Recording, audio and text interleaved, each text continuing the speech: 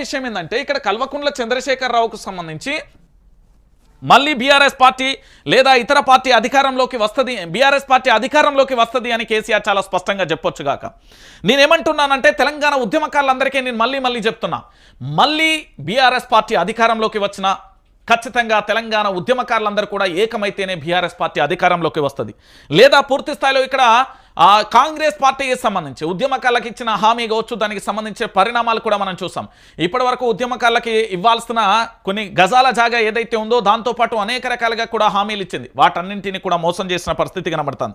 ఇక్కడ చాలా స్పష్టంగా కూడా బీఆర్ఎస్ పార్టీని ప్రజలు ఎందుకు కోరుకుంటున్నారు, బీఆర్ఎస్ పార్టీ మళ్ళీ అధికారంలోకి రావాలని ప్రజలు ఎందుకు రియలైజ్ అవుతున్నారు, ఎందుకు ప్రజలు అంత కాన్ఫిడెన్స్గా చెప్తున్నారు అంటే ఇది రేవంత్ రెడ్డి యొక్క ప్రభుత్వం చేసిన తప్పులు, రేవంత్ రెడ్డి ప్రభుత్వానికి సంబంధించిన కొందరి మంత్రుల యొక్క దుర్మార్గమైన పరిపాలన వల్ల ఈరోజు ప్రజలందరూ కూడా కన్నీటి పర్యతం అవుతున్న పరిస్థితి కనబడుతుంది. నిజానికి కన్నీటి పర్యతం కావాల్సిన అవసరం ఏంది? ఇంట్లో ఏదైనా సమస్య వస్తేనే గుండె నిర్భయంగా బయటికి వెళ్ళి దాని సమస్యను ఏ విధంగా సాల్వ్ చేయాలో చేసుకునే ప్రతి ఒక్క కుటుంబానికి సంబంధించిన వ్యక్తి ఉంటారు. కానీ ఈరోజు కాంగ్రెస్ ప్రభుత్వం వల్ల అక్రమంగా అన్యాయంగా కేసులను ఎదుర్కొంటూ చాలా రకాలుగా ఇబ్బందులు పడుతూ, దాంతోపాటు కనీసం పండించే పంటకు మద్దతు ధర లేకపోవడం, ఆ పంటకు సంబంధించిన రైతు అంటే పెట్టుబడి సాయం అందించకపోవడం, పండించిన పంటను మార్కెట్లో అమ్ముకుంటే దానికి బోనస్ ఇవ్వకపోవడం, దాంతోపాటుగా ఇక్కడ రకరకాలుగా జరుగుతున్న ప్రతి అంశాన్ని కూడా చూస్తున్నారు.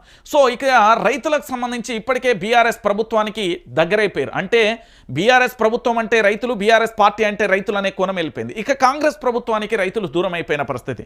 ఇక తప్పో ఒప్పో మేము తప్పు చేశాం, ఇది నిరుద్యోగులకు సంబంధించి నేను మొన్ననే ఇంటర్వ్యూ చేసిన మోతీలాలకు సంబంధించి, జనార్దన్కు సంబంధించి వాళ్ళు చాలా స్పష్టంగా చేశారు.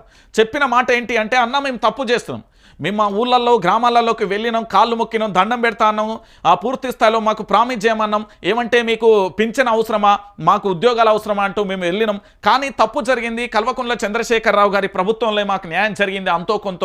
కానీ ఈ ప్రభుత్వం పూర్తి స్థాయిలో మమ్మల్ని వెట్టి చాకిరి కంటే దారుణంగా చూస్తున్నది, ఇప్పటికీ దినదిన గండంగా నడుస్తున్నది అంటూ కూడా నిరుద్యోగులు కూడా కాంగ్రెస్ ప్రభుత్వానికి దూరమైన తీరు కనబడింది.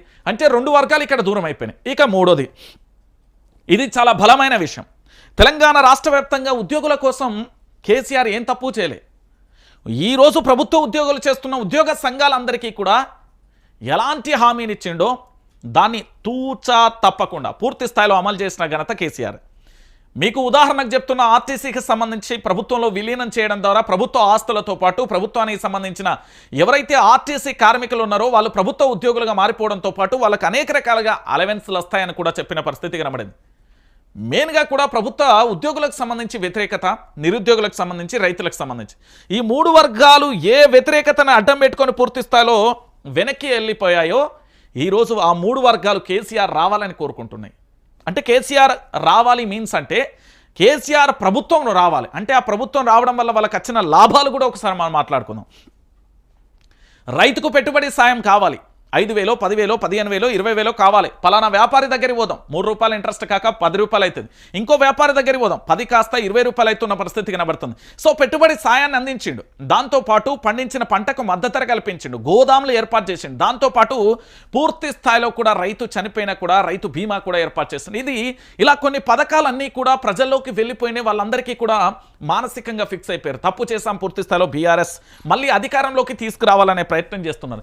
ఇక్కడ విషయం ఏంటి అంటే 10 మంది ఎమ్మెల్యేలకు సంబంధించి మీరు చూస్తారు, ఇక్కడ ఈ 10 మంది ఎమ్మెల్యేలు ఎవరైతే పార్టీకి సంబంధించి పూర్తి స్థాయిలో కూడా పార్టీ మారిలో ఈ 10 మంది ఎమ్మెల్యేలకు సంబంధించి త్వరలో కూడా వాళ్ళందరి స్థానాలలో ఉప ఎన్నికలు వస్తాయి.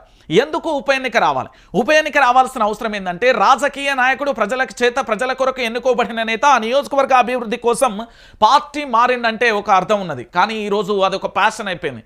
ఏ ఒక్క నాయకుడు కూడా పార్టీ మారినాక నేను మా నియోజకవర్గ అభివృద్ధి కోసం మాత్రమే పార్టీ మారుతున్నాను అంటూ రకరకాలుగా చెప్తున్నారు.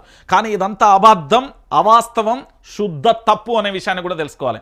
తన యొక్క రాజకీయ ఎదుగుదల కోసం, తన మంత్రి పదవుల కోసం, తన భూములను కాపాడుకోవడం, తన అక్రమ సంపాదన కాపాడుకోవడం, లేదా తన చుట్టూ ఉండేదాన్ని కబ్జా చేయడం కోసం మాత్రమే నేటి రాజకీయ నాయకులు పార్టీ మారుతున్న ఉదంతాలు మనం చూస్తున్నాం.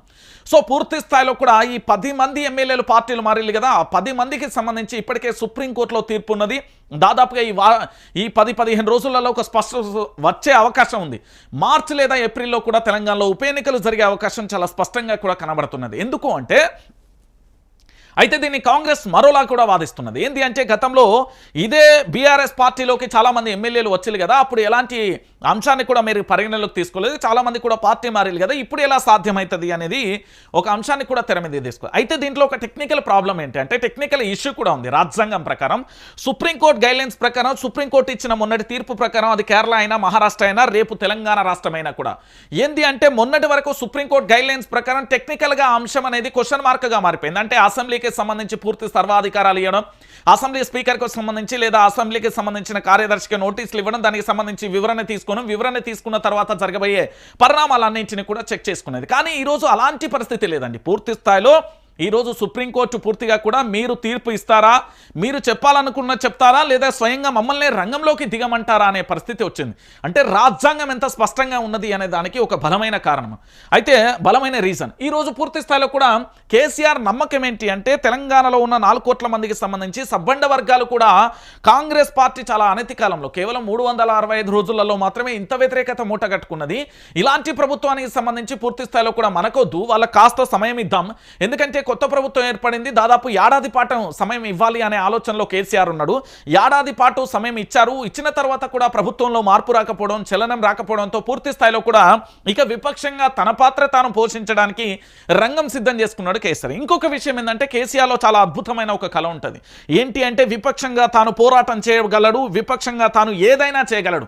ప్రతిపక్షంలో ఉన్నడు అంటే AK-47 బుల్లెట్ల కంటే వేగంతో తాను ఉద్యమాన్ని చేస్తాడు అనేది వాస్తవం. ఇది తెలంగాణ ప్రాంత ప్రజలందరికీ తెలుసు, కేసీఆర్ను దగ్గర నుండి చూసిన ప్రతి ఒక్కరికి కూడా తెలిసిన విషయం. సో ఇక్కడ ఫైనల్గా ఏంటి అంటే పార్టీ మారిన ఎమ్మెల్యేలకు పూర్తి స్థాయిలో ఉప ఎన్నికలు జరిగితే ప్రజలు ఏంది అంటే పూర్తిగా బుద్ధి చెప్పే ప్రయత్నం చేస్తారు. ఇక దీంతో పాటుగా ఇక్కడ ఏంది, ఇక్కడ కడియం శ్రీహరి లాంటి వ్యక్తి మీద ఎందుకు కోపం ఉన్నది అంటే తను పూర్తి స్థాయిలో పార్టీ మారి తన బిడ్డను వరంగల్కు సంబంధించి ఎంపీగా ఏంది ప్రచారం చేసి గెలిపించుకోవడం పాటు ఇక్కడ ఖైరతాబాద్కు సంబంధించిన దానం నాగేందర్ ఏకంగా పార్టీ మారిన తర్వాత మళ్ళీ కాంగ్రెస్ పార్టీ నుండి బీఫామ్ తీసుకొని ఎంపీగా పోటీ చేయడం, ఇలా రకరకాలుగా ఈక్వేషన్స్ అన్నీ కూడా ఇక్కడ సమకూరుతున్న పరిస్థితి కనబడుతుంది.